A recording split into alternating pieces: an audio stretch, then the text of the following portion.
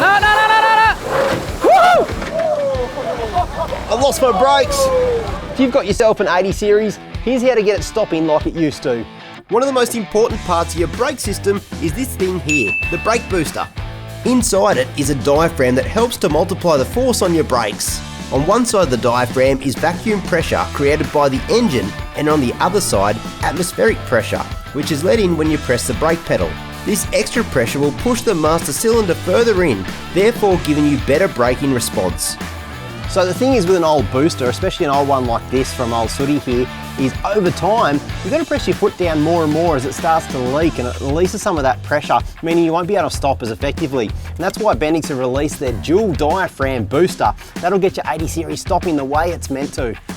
Having a second diaphragm doubles the amount of force applied to the brakes, which means it requires less pressure applied to the brake pedal to stop.